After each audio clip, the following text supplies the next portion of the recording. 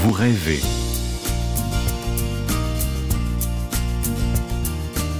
Vous bâtissez. Vous persévérez. Et vous réussissez. Fier d'aider les compagnies canadiennes à réussir à l'échelle internationale.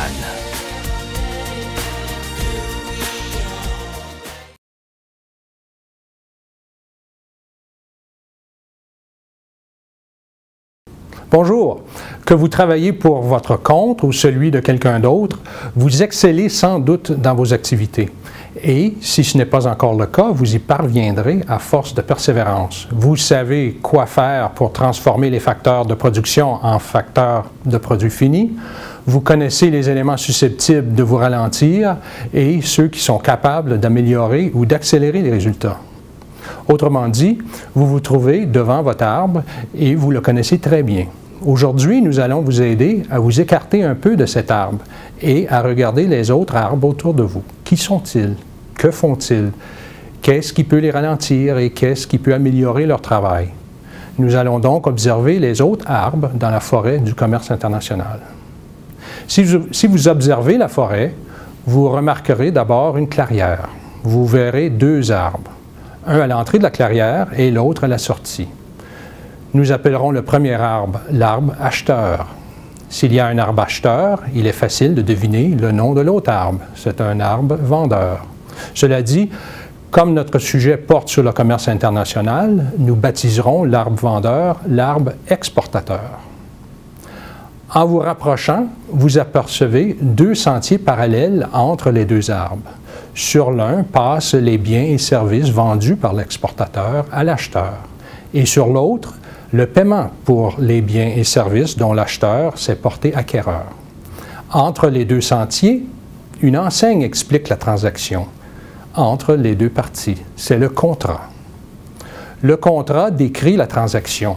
Il est accepté par l'acheteur et l'exportateur. Il donne une description du bien ou du service vendu. Il divulgue l'identité de l'acheteur et du vendeur. Il précise la date de la transaction, fixe le prix, explique les modalités de paiement ainsi que les modalités et conditions de livraison et met aussi en évidence les conséquences en cas d'insatisfaction de l'acheteur, etc. On établit un contrat pour une simple transaction telle que l'achat d'une paire de chaussures, c'est-à-dire la facture, ou pour une transaction complexe telle que la construction d'une centrale nucléaire. Dans ce dernier cas, le contrat s'accompagne d'un ou de plusieurs documents contractuels qui peuvent faire plusieurs dizaines de centimètres d'épaisseur. Le commerce compte donc 5 composantes essentielles. Et nous parlons ici du commerce international, car une frontière sépare l'exportateur et l'acheteur. Il y a l'exportateur, l'acheteur, les biens et services vendus, le paiement et le contrat qui atteste la transaction. Voilà, c'est aussi simple que cela. Associé à l'arbre acheteur est un autre sentier qui mène à la source du financement. Il s'agit des fonds disponibles pour l'achat d'actifs comme de l'équipement, des bâtiments, des stocks et des services. Les entreprises peuvent utiliser différentes sources de financement, mais toutes les sources ne sont pas à la disposition de toutes les entreprises. La disponibilité des fonds dépend de nombreux facteurs tels que la taille de l'entreprise, son stade de développement, sa rentabilité, son secteur, sa capacité à donner des actifs en garantie, etc. Alors, pour acquérir des actifs, une entreprise pourrait avoir accès, par exemple, aux banques, aux investisseurs, au marché des obligations, aux profits et aux fournisseurs. Maintenant que la transaction est bien établie et que nous disposons des fonds nécessaires pour payer pour les biens et services, parlons d'un aspect intéressant de la transaction qui est la principale raison derrière l'existence de nombreuses institutions dans le secteur des services financiers, notamment l'entreprise pour laquelle je travaille, Exportation et Développement Canada. En effet, toute une industrie est née pour réduire les risques associés à cet aspect intéressant, à savoir le fait que les mouvements ou les flux sur les différents sentiers ne sont pas synchronisés, c'est-à-dire qu'ils n'ont pas lieu en même temps. Un malaise provient des flux asynchrones et chaque partie veut réduire ou éliminer ce malaise. Voici un exemple pour l'illustrer. Le propriétaire d'une marina de la République étrangère s'est rendu au Canada pour négocier l'achat d'un voilier. Celui-ci est construit par un petit fabricant de voiliers qui se trouve à proximité du lac Ontario, dans la région de Kingston. L'acheteur a rencontré le fabricant canadien au Toronto International Boat Show et a essayé le voilier sur le lac Ontario. Il est disposé à en acquérir un pour sa marina. Le fabricant de voiliers informe l'acheteur que le prix de vente du voilier s'élève à 300 000 $ et qu'il faudra 6 mois pour le construire. Le fabricant entreprend la construction d'un voilier seulement une fois que la commande est passée. Cette stratégie se justifie d'abord par le coût de 250 000 $ pour la construction du bateau, puis par les éléments sur mesure demandés par chaque client. Les négociations commencent, les positions initiales sont éloignées l'une de l'autre. L'acheteur préférerait payer à la livraison du bateau après l'avoir essayé pendant quelques semaines dans sa marina et dans les eaux locales. Le voilier sera-t-il aussi rapide que promis? La voile résistera-t-elle au vent puissant? La menuiserie sera-t-elle d'aussi bonne qualité que celle du modèle dans la salle d'exposition? La coque sera-t-elle de la bonne couleur? Cette petite entreprise canadienne sera-t-elle en mesure de terminer le voilier dans le temps promis et sans dépasser le budget? L'acheteur n'a jamais fait affaire avec ce fabricant et pour éliminer tous les risques, la meilleure solution pour lui est de payer après satisfaction de la marchandise. De son côté, l'exportateur préférerait recevoir la totalité du paiement en amont. Il ne dispose pas de 250 000 $ pour payer le matériel, la main-d'œuvre et les autres dépenses liées à la construction du voilier pendant 6 mois. Il ne connaît pas très bien cet acheteur et craint que celui-ci change d'avis pendant les 6 mois de construction. Il se retrouverait alors avec un voilier personnalisé qu'il tenterait de revendre à quelqu'un d'autre. Une autre inquiétude est la solvabilité de l'acheteur. Pourra-t-il payer pour son achat dans 6 mois? La meilleure façon pour éviter tous ces désagréments, de pouvoir assumer les coûts de construction et de réaliser un bénéfice sur la transaction, est de demander le règlement total en signant le contrat. Si chaque partie s'entête et n'est pas disposé à envisager des solutions pour éviter les malaises, aucun contrat ne sera signé. Fort heureusement, l'acheteur veut bel et bien ce voilier et l'exportateur souhaite vraiment conclure cette vente. Les négociations s'engagent donc. Les deux parties s'entendent finalement sur les modalités de paiement suivantes. 3 versements échelonnés auront lieu, à savoir un premier versement de 100 000 $ à la signature du contrat, il s'agit d'un acompte, un deuxième versement de 100 000 $ à la livraison du voilier et un troisième versement de 100 000 $ 2 mois après la livraison, ce qui permettra d'essayer le voilier dans différentes conditions. Grâce à l'acompte de 100 000 $, l'exportateur a résolu en partie 2 problèmes. Tout d'abord, il sait que l'acheteur est relativement sérieux dans sa démarche. J'expliquerai plus tard pourquoi j'ai dit relativement. Ensuite, il a trouvé une partie du 250 000 $ nécessaire à la construction du voilier. Il a encore besoin de 150 000 $ de plus pendant la période de construction de 6 mois pour acheter du matériel, payer ses employés, chauffer son bâtiment ou autre. Comme la construction du voilier coûtera 250 000 $, l'exportateur a besoin de 150 000 $ de plus pour les 6 à 8 prochains mois, jusqu'à réception des 2 derniers versements de l'acheteur. Souvent, la solution est une marge de crédit offerte par l'institution financière de l'entreprise, donc une banque ou une caisse populaire. Comme il s'agit d'un besoin à court terme, le financement sera aussi à court terme. L'échéance d'un financement dépend généralement de la durée de vie utile des actifs financés et donnés en garantie au prêteur. Voilà pourquoi il est possible d'emprunter sur 30 ans pour une maison, mais seulement sur 5 ans pour une voiture qui a une durée de vie utile plus courte. Si l'emprunteur ne peut pas rembourser la dette, l'institution financière saisira l'actif donné en garantie pour le vendre et ainsi récupérer l'argent du prêt. Dans le cas présent, l'exportateur se rend dans une institution financière pour obtenir un prêt à court terme de 150 000 $. Il doit apporter le bilan de son entreprise à cette réunion. Comme il s'agit d'un risque à court terme, l'institution financière demandera des actifs à court terme comme garantie. Alors, si l'exportateur ne peut pas rembourser le montant du prêt, elle pourra alors les saisir et les vendre pour récupérer le montant en souffrance. En règle générale, les institutions financières au Canada évaluent de la même façon la valeur des actifs à court terme de l'entreprise et permettent celle-ci à emprunter un certain montant en fonction de cette valeur. Sur le bilan, les actifs à court terme sont généralement les liquidités, les comptes clients, les stocks et les travaux en cours. Les comptes clients représentent les montants que l'entreprise doit recevoir de récentes ventes. Dans le cas présent, les stocks sont des matières premières et des pièces prévues pour le produit fini, telles que la fibre de verre, les planches d'acajou, les goussets, les écrous et les boulons.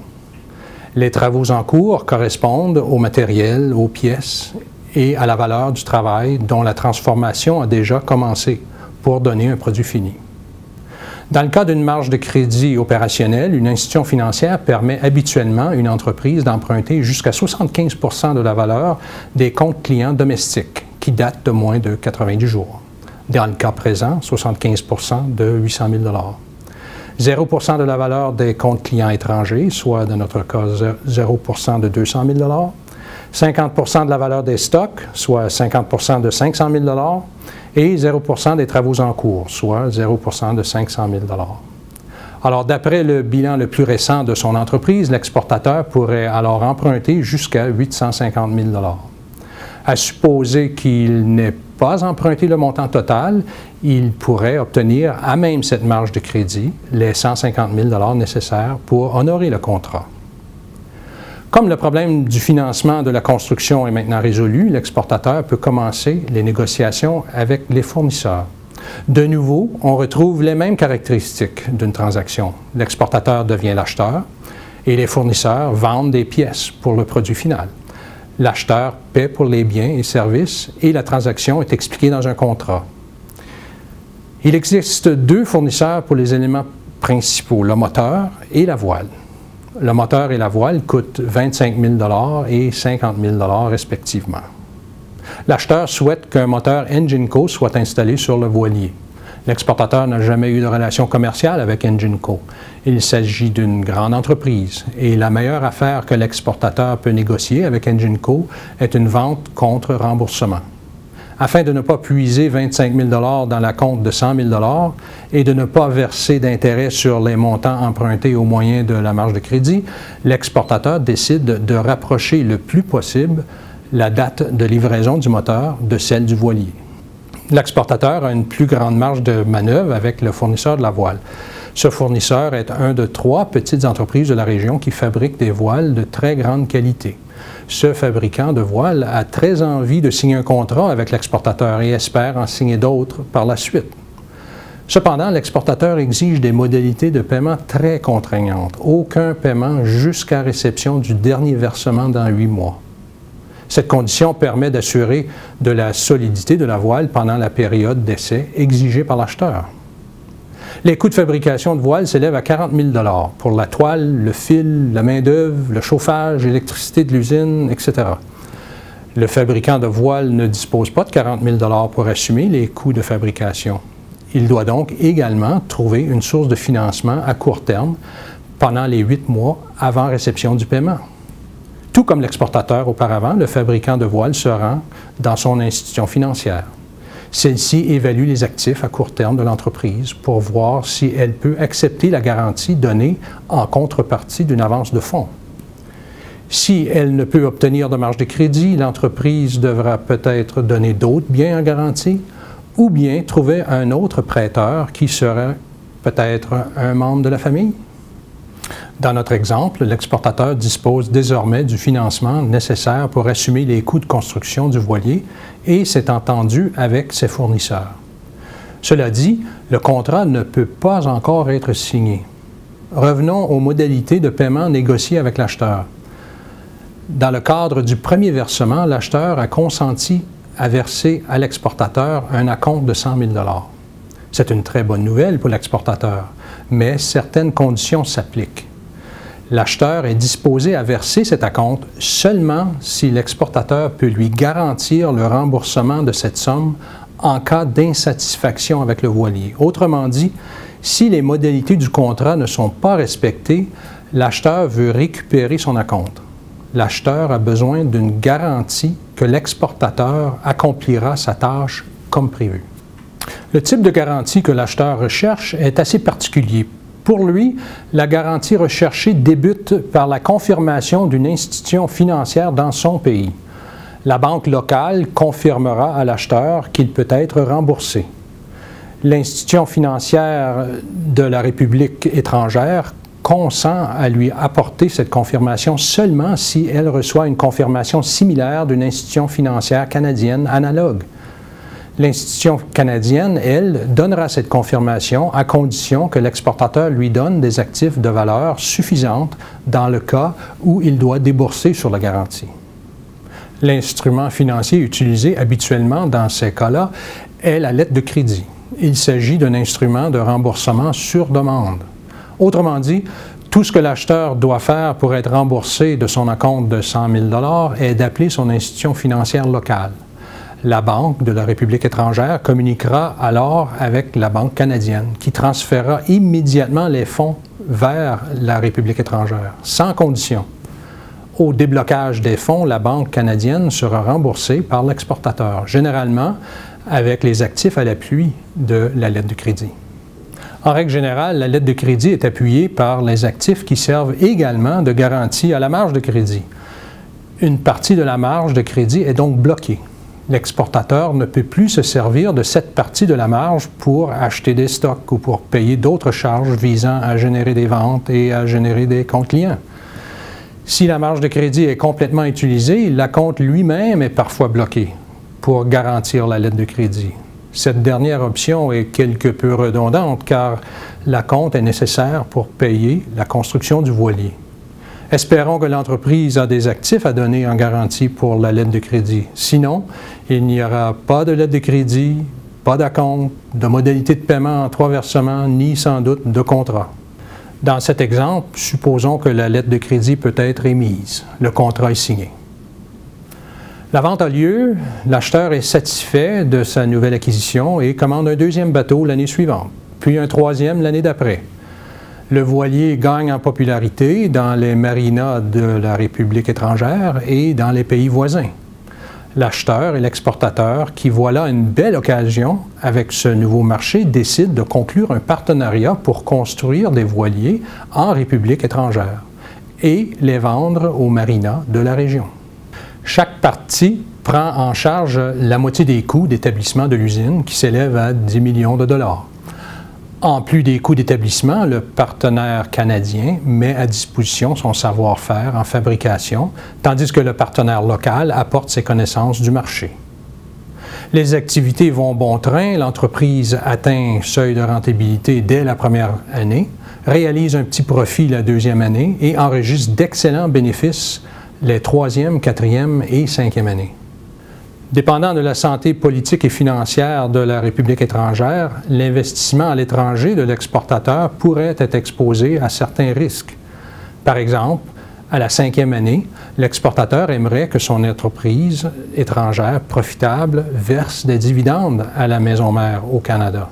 Malheureusement, le pays a connu de sérieux problèmes financiers ces dernières années et la Banque centrale de la République étrangère peut difficilement obtenir des dollars américains ou des euros, les devises fortes les plus répandues. L'exportateur ne peut donc pas convertir les devises locales en devises fortes, ni sortir les devises fortes du pays. Parfois, certains pays instaurent des mesures fiscales ou autres qui visent les entreprises étrangères. Ces mesures grèvent la rentabilité des opérations des entreprises étrangères et les forcent à fermer leurs portes, ce qui cause une perte de leur investissement. Dans d'autres rares cas, le pays peut tout simplement nationaliser les entreprises et forcer les propriétaires à renoncer leurs parts et actifs ou à vendre à un prix très bas. Voilà les types de risques auxquels sont exposés les investissements étrangers.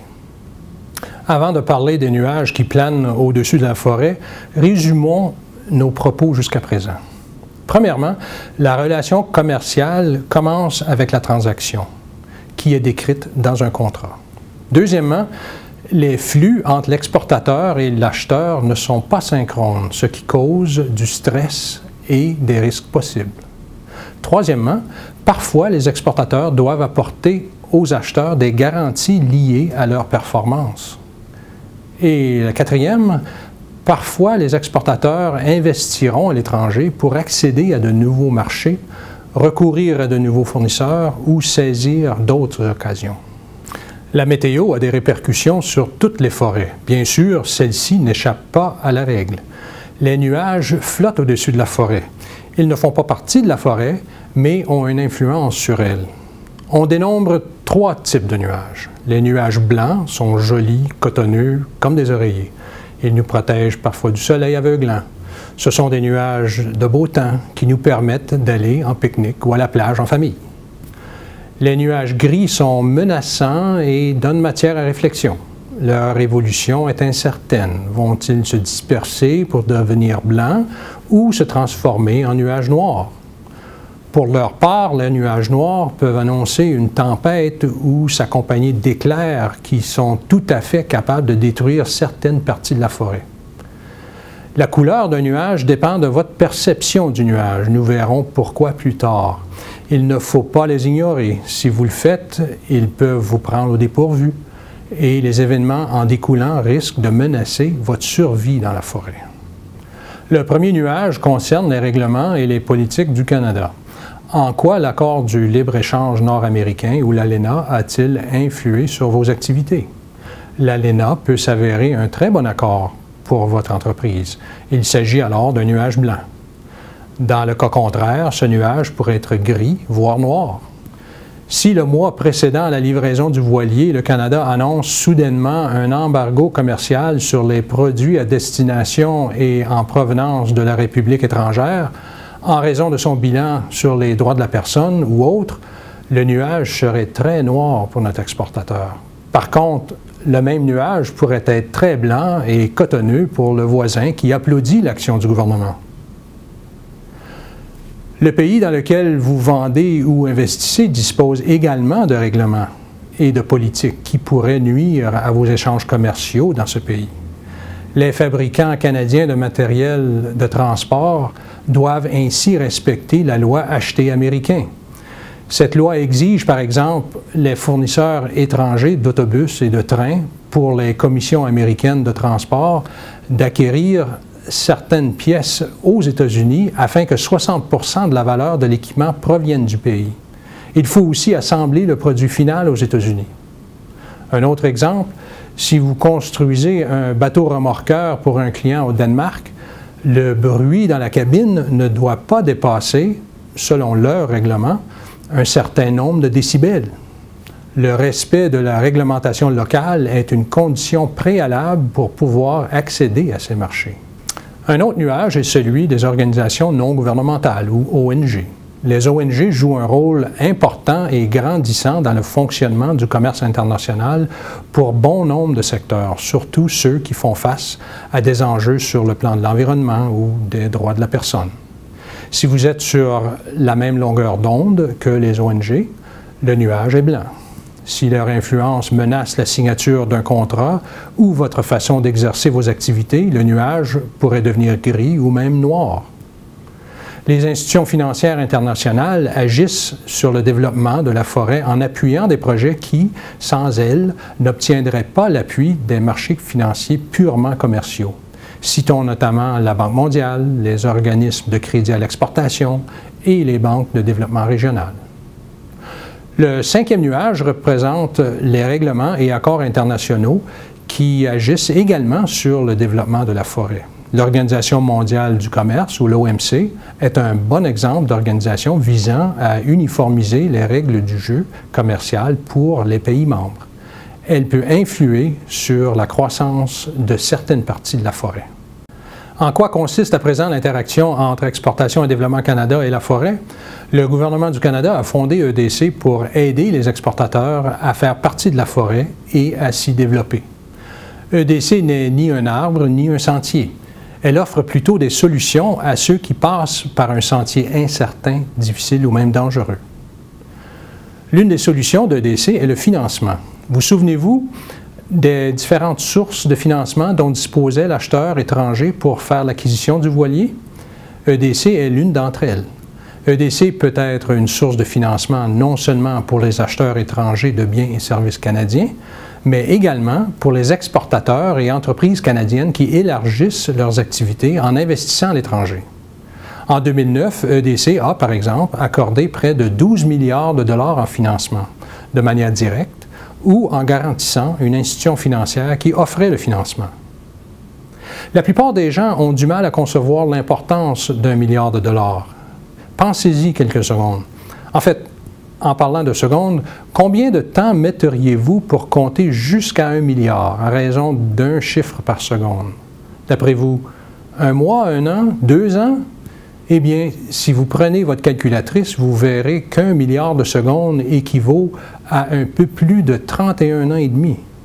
Il s'agit donc d'un très grand nombre. Mais revenons à notre forêt. Lorsque l'exportateur a fait appel à son institution financière pour obtenir un financement à court terme qui lui permettrait d'assumer les coûts de construction du voilier, l'institution a autorisé à l'emprunteur jusqu'à 75% des créances domestiques de l'entreprise. Grâce à la police d'assurance compte client qui peut être assignée à l'institution, l'exportateur peut habituellement emprunter jusqu'à 90% des comptes clients domestiques et étrangers.